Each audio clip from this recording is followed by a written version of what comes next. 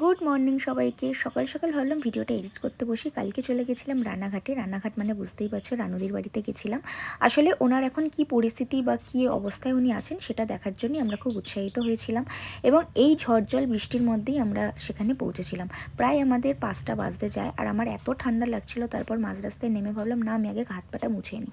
তারপর যখন ওনার বাড়ির সামনে পৌঁছলাম, হর্ন দিতেই উনি বুঝে গেছে কেউ একজন এসছে। তো চলো, আমি পুরো আনকাট ভিডিওটাই তোমাদের সাথে শেয়ার করব। উনি আমাদের সাথে কি ব্যবহার করলো বা কী, সেটা আমি নিজের ভয়েসেই বলবো। ওনার সাথে আমার যা কথা হয়েছিল, যেহেতু উনি এত আস্তে কথা বলেন যার জন্য আমার ভিডিওতে আসেননি। আর সত্যি কথা বলতে ওনার ঘরটা ঢুকেই আমি ফার্স্টে দেখলাম এত নোংরা আর এত দুর্গন্ধ, মানে সত্যি কথা বলতে মানে ঘিন ঘিন তো লাগেই, তার মধ্যে বর্ষাকাল।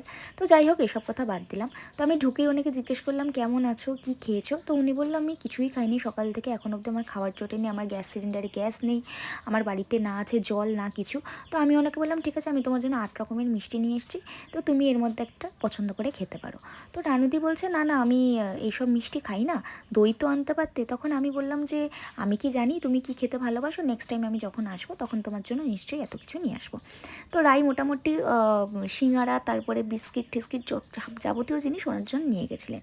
তো আমি ওনাকে বললাম যে তুমি এই কমলা ভোগ যেটা আছে সেটা তুমি খাও। তো উনি বলছে না, আমার ঠিক এই মিষ্টিগুলো পছন্দ না। তোমরাই ভাবো, যে কিনা সারাদিন খায়নি, তার অহংকারের চোটে সে নাকি মিষ্টিটাকেও ভ্যালু দিচ্ছে না। তখন আমি ওনাকে বললাম এটাও কিন্তু আমার কষ্টের টাকা দিয়ে তোমাকে মিষ্টিটা কিনে দেওয়া। তো যাই হোক, এই সমস্ত কথা বলছিলাম। এবার আসল কথায় আসি।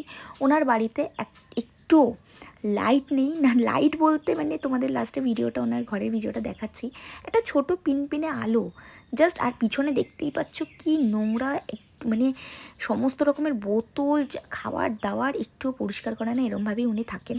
তো যাই হোক, সেটা ওনার ব্যক্তিগত ব্যাপার।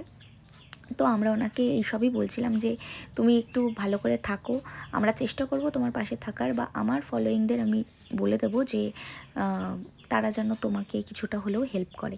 তো উনি বলছিল আমার বাড়িতে লাইট নেই, নেক্সট টাইম যখন আসবে একটা লাইট, আমার জন্য কিছু জামা কাপড় খাবার দাবার আনবে। এই দেখো ওনার বাড়িটা দেখো।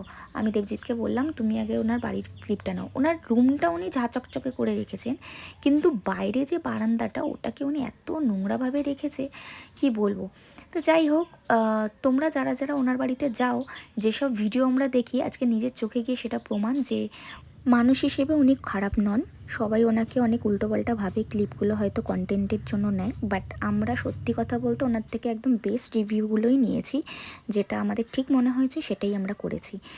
তোমরা যারা ভাবো উনি পাগল, ওনার মাথায় বুদ্ধি নেই, আমি বলবো একদমই নয়। উনি আমাদের মতো সাধারণ মানুষ হতে পারে, ওনার মাথায় আমাদের থেকেও বেশি বুদ্ধি। উনি যেভাবে ইংলিশে আমাদের সাথে কথা বলছিলেন, উনি যে ভাষায় কথা বলছিলেন, সেগুলো একদম নিট অ্যান্ড ক্লিন। তো যাই হোক, ওনাকে দেখে এটুকুই বলবো, হয়তো ওনার মধ্যে একটা ডিপ্রেশন কাজ অবশ্যই করে, কিন্তু ওনার কথাবার্তা আমাদের একদমই খারাপ লাগেনি। আমাদেরকে খুব ভালোভাবেই উনি আপ্যায়ন করেছেন। শুধু একটাই কথা বলবো, ওনার অহংকারটা এখনও অনেক বেশি, সেটা যদি একটু কম হয় তাহলে হয়তো আগামী দিন উনি অনেক দূর এগিয়ে যেতে পারে। তো চলো।